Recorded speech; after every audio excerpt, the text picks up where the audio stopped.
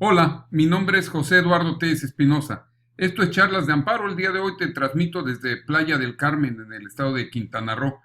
Tuve la oportunidad de estar con el Colegio de Contadores Públicos de aquí de la Riviera Maya, hablando sobre conceptos de violación y agravios. Te invito en la semana, miércoles y jueves por la tarde, voy a transmitir el taller de redacción de demandas de amparo indirecto desde la ciudad de Oaxaca. Sin mayor preámbulo, compartamos el día de hoy la actualización jurisprudencial de este viernes 17 de mayo de 2019. ¿Qué nos dice la Suprema Corte de Justicia de la Nación? 66 nuevos criterios que estudiar. Empecemos, como te he dicho en otras semanas, dado que no hay publicación de jurisprudencias ni tesis aisladas por el Pleno de la Corte, con las ejecutorias dictadas en controversias y acciones de inconstitucionalidad. Recuerda, estas son ejecutorias que se pronuncian conforme a la ley reglamentaria de las fracciones primera y segunda del artículo 105 de la Constitución Federal. Y mira, sobre todo hoy te va a llamar mucho la atención porque ¿qué crees que tenemos? La acción de inconstitucionalidad 13/2017. ¿De qué nos hace mención la Suprema Corte en pleno? Pues se pronuncia sobre lo que son las plataformas tecnológicas de los servicios de transporte de pasajeros. Entonces, aquí encontramos estas son jurisprudencias por cuanto a que habrá que verificar la votación. Si es superior de 8 hacia arriba, entonces tiene efectos anulatorios incluso. La acción de inconstitucionalidad 13/2017, servicio de transporte de pasajeros contratado a través de plataformas tecnológicas, facultad del Congreso local para regularlo. Nos hace también el trato diverso que se confiere en las legislaciones de servicio frente al de taxis no contraviene el principio de igualdad. Nos hace mención también a que la previsión legal que establece las restricciones para su operación no afecta a la libre competencia y concurrencia en el mercado. En este caso se pronunció sobre la Ley de Movilidad Sustentable para el Estado de Colima y finalmente la previsión legal que establece que la flota de vehículos que lo presten no deberá superar el 4% del parque vehicular del servicio de transporte público individual motorizado en todas. Aquí te voy a invitar, hay que ponerle enter a esta parte. En todas sus modalidades constituye una barrera para la entrada de aquel servicio y declara la invalidez de la totalidad del artículo 24 transitorio de la Ley de Movilidad Sustentable para el Estado de Colima. Y otros criterios que vale la pena, son muchos los puntos sobre los que se pronunció la Suprema Corte. Entonces, si en tu estado, como ha pasado a nivel incluso mundial, está habiendo problemas acerca de si entran las plataformas tecnológicas para el servicio de autotransporte, pues vale la pena que te impongas de estas acciones de inconstitucionalidad que fueron pronunciadas por la Suprema Corte. También hay relacionadas al tránsito en el municipio de Jerez, Zacatecas, la competencia municipal. Nos hace mención a las facultades del tránsito en el municipio de Jerez, causales de improcedencia, derecho a la identidad, registros de nacimiento, acciones de inconstitucionalidad. Te pido, voy a ir subiéndola, vele poniendo pausa para que leas los rubros de estas jurisprudencias por controversias o acciones de inconstitucionalidad. Con eso tenemos un primer acercamiento a este tipo de criterios. Vamos a ver la primera sala que también publica, nos hace mención a la oportunidad para la impugnación de las controversias constitucionales en tratándose de omisiones, se actualiza día con día mientras aquellas subsistan. Se hizo mención a la omisión de pago de recursos al municipio de Tompual por parte del Poder Ejecutivo del Estado de Veracruz de Ignacio de la Llave. Ya lo he dicho cuando hablamos de amparo, los plazos corren normalmente en contra de actos y de normas generales, pero cuando se trata de omisiones, pues no hay plazo, regla general. Entonces, aquí lo vas a poder ver, ponle pausa, ve el rubro, si te interesa, entra directamente a la página para realizarlo. Regresamos con las jurisprudencias y tesis aisladas. El Pleno nada dijo, ya en amparo, la primera sala nada dijo en esta ocasión, y por cuanto hace a la segunda sala, tenemos 3 jurisprudencias, 4 tesis aisladas. ¿Qué nos dice la segunda sala? Veamos, nuevamente voy a hacer la apertura para que puedas leerlo completo. En la jurisprudencia 70 del 2019, procedimiento ordinario en el juicio laboral debe seguirse para sustanciar las demandas con reclamos mixtos que contienen prestaciones independientes entre sí, exigibles en la vía ordinaria y en la especial de seguridad social. Esto es muy importante para los especialistas en laboral, seguridad social. Ponle pausa, vamos a darle lectura. Continúo en la 63 del 2019, honorarios por notificación de requerimiento de obligaciones no satisfechas, momento en que debe ser puesta en conocimiento el requerido conforme al artículo 137, último párrafo del Código Fiscal de la Federación en relación con el numeral 92 de su reglamento, artículo 104 del reglamento abrogado. Se hace el análisis por la segunda sala. Y la orden de visita domiciliaria, la autoridad fiscalizadora que pretende el ejercicio de una nueva facultad de comprobación en términos del último párrafo del artículo 46 del Código Fiscal de la Federación debe exponer los hechos, comillas, diferentes que justifiquen su actuación como parte de su motivación, legislación vigente hasta el 31 de noviembre del 2013. De esta manera, dice, el contribuyente estará en aptitud de conocer a ciencia cierta cuáles son esos hechos por los que la autoridad fiscal decidió emprender el ejercicio de una facultad de comprobación respecto de contribuciones y ejercicios ya revisados, bajo qué hipótesis fueron comprobados y finalmente si ello justifica el proceder de la autoridad responsable. Esto es por cuanto hace a las jurisprudencias, criterios obligatorios 217, primer párrafo de la ley de amparo, obligatorios para toda la República Mexicana. Tenemos cuatro tesis aisladas muy interesantes con independencia de las reformas que hayan existido con posterioridad.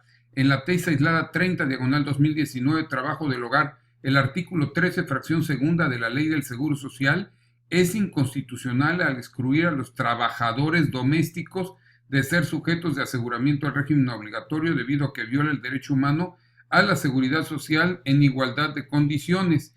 Solo decirte, mira, como a la tercera parte viene la conclusión de la tesis, dice, el análisis citado con texto normativo se concluye que la exclusión de los trabajadores del hogar respecto al régimen obligatorio de seguridad social no encuentra justificación constitucional alguna, pues no atiende a una diferenciación objetiva y razonable. De esta forma, el hecho de que se trate de un trabajo especial no implica que deba privárseles de una adecuada cobertura de seguridad social, ya que mediante el régimen voluntario su afiliación queda sujeta a la voluntad de la parte trabajadora, lo que no garantiza el derecho a la igualdad en el disfrute de una protección suficiente contra los riesgos e imprevisiones sociales, generando como consecuencia un trato discriminatorio en su contra. Máxime se toma en cuenta que la extensión de la seguridad social al trabajador del hogar es una meta digna y un componente necesario en las estrategias destinadas a la lucha contra la pobreza y la exclusión social, las cuales se ven obstaculizadas o limitadas por el establecimiento de un régimen voluntario. Bueno, dices, oye, pues yo a lo mejor no llevo este tipo de asuntos laborales, no llevo trabajadores del hogar, pero ve, es un criterio conforme al cual se ve un tratamiento inequitativo a un sector laboral, como en este caso son los trabajadores domésticos. En el artículo 13, fracción segunda de la Ley del Seguro Social, contiene una forma de discriminación indirecta por cuestión de género. Esta es una tesis aislada, la 31 de 2019, segunda sala, dice, si bien el precepto citado al excluir a las personas trabajadoras del hogar del régimen obligatorio del Seguro Social fue formulado por el legislador federal en términos neutrales, sin hacer referencia a hombres o mujeres, lo cierto es que fácticamente conlleva una asimetría jurídica que afecta preponderantemente y desproporcionalmente a uno de los grupos o categorías a que se refiere la cláusula de no discriminación. Y dice en la parte conducente, en efecto, las políticas y los programas que son neutros desde el punto de vista del género pueden, sin proponérselo, perpetuar las consecuencias de discriminación al elaborarse tomando como ejemplo y de manera inadvertida expectativas, actitudes y comportamientos estereotípicos hacia la mujer basados en las diferencias biológicas. También puede deberse a la subordinación generalizada de la mujer al hombre. En este sentido, ningún tribunal constitucional puede pasar inadvertido que la diferenciación de trato y por ende la afectación que genera el que la labor del hogar se encuentra excluida del régimen obligatorio del Seguro Social perjudica de manera desproporcionada al género femenino. De ahí que el artículo 13, fracción segunda de la Ley del Seguro Social genera efectos que tienen un impacto negativo que afecta preponderantemente a las mujeres trabajadoras. He hablado recientemente mucho de inconstitucionalidad de normas. Ve aquí nuestra premisa mayor. Tenemos el derecho humano a la no discriminación, que en este caso se ve transgredido. Artículo primero constitucional, último párrafo, y como en este caso el artículo 13, fracción segunda de la Ley de Seguro Social, premisa menor, que es la norma que estamos combatiendo, lo está contraviniendo. En la tesis aislada 33, diagonal 2019, Romano, facultad de atracción, la Suprema Corte de Justicia de la Nación no debe ejercerla para conocer de las contradicciones de tesis entre las sustentadas por tribunales colegiados del mismo circuito, por una razón muy simple, pues para esa razón están los plenos de circuito según la reforma constitucional del 107, fracción 13 y 226, fracción tercera de la nueva ley de amparo. Entonces dice, la Corte no debe de ejercer su facultad de atracción respecto de estos asuntos. Hubo un pleno de circuito que consideró que debía formular la facultad de atracción. La Corte nos dice, no se tiene que hacer.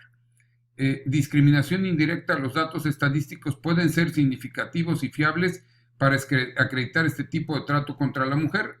Tesis aislada 32, diagonal 2019. Con esto te das cuenta por qué y de qué forma se puede acreditar la discriminación indirecta, aunque en teoría los preceptos hagan referencia a la concepción de manera neutral desde el punto de vista de género, pero es importante tenerlo. Vamos a los plenos de circuito, solamente tenemos 4 jurisprudencias, recuerda, son solamente obligatorias en los circuitos respectivos. Suspensión del acto impugnado, el artículo 240 del Código de Justicia Administrativa del Estado de Michoacán de Ocampo, al prever mayores requisitos para su concesión, hace innecesario agotar el juicio contencioso administrativo previo a la promoción del juicio de amparo. ¿Te acuerdas? Lo hemos visto en algunos otros casos. Aquí llama la atención el que se apoyan en el 6118, dice que no se debe de tomar en consideración, y porque el juicio de amparo conceder la suspensión solo exige, conforme al artículo 240, no se considera suspensión, y que dispone la improcedencia del juicio contratos administrativos que deban ser revisados de oficio. Vale la pena destacar 6118, creo que en realidad es 6120, vale la pena destacar. El 6118 es para la materia en contra de tribunales, 6120 contra la materia de las autoridades distintas a tribunales, que se conoce como el amparo administrativo. Suspensión definitiva en el amparo si se retiene al quejoso el vehículo para garantizar el pago de la multa impuesta por prestar el servicio público de transporte sin la autorización respectiva, procede a conceder la medida cautelar para que le sea devuelto mediante el otorgamiento de una garantía suficiente. Es el caso que pongo precisamente en charla, suspensión con efecto restitutorio provisional, 147, segundo párrafo, regréseme el vehículo, le doy otra garantía para que no se me siga consumando de manera que sea difícil de reparar los daños y perjuicios. Finalmente, interés legítimo para la concesión de la suspensión provisional en términos del artículo 131 de la Ley de Amparo lo acreditan los quejosos al demostrar indiciariamente su residencia o la vecindad contigua a la calle a remodelar por la autoridad responsable. En algunas ciudades se están llevando estos conceptos de remodelación de calles y los demás vecinos dicen, ¿y yo qué culpa? Interés legítimo, demuéstralo acreditando indiciariamente tu residencia o vecindad contigua para hacerlo. Con esto terminamos plenos de circuito, nos quedan solamente las tesis de tribunales colegiados, 4 jurisprudencias, 51 tesis aisladas. Esto tienen que ver solamente con los circuitos, pero son muy interesantes leerlas. Por ejemplo, esta unidad, medida y actualización, las sumas, es inaplicable en materia de seguridad social para el cálculo e incremento de las pensiones otorgadas. Temas de suspensión de oficio. Muy interesante esta suspensión de oficio de otorgamiento, está sujeto a los requisitos del 128 de la ley de la materia, dicen los compañeros del primer colegiado en materia administrativa del 16º circuito, cuestión de que las vayas leyendo. Tenemos algunas otras, voy a ir pasando los rubros, ya las viste, vamos a las segundas, voy a ir pasando los rubros, vele poniendo pausa. Vamos a esta parte, juzgar con perspectiva de género, impuesto predial. Vamos acá, depósito provisional de personas, caducidad, aseguramientos de inmuebles, alerta AMBER, está muy interesante esa. Ya la leí también, agresión por separación, factores de riesgo y demás. Como puedes darte cuenta, tenemos varios criterios que seguir estudiando. Yo ya los estudié, ahora te los comparto y te invito a que lo hagas. ¿Qué te parece si seguimos estudiando? Mientras eso sucede, mi nombre es José Eduardo Teiza Espinosa. Esto es Charlas de Amparo.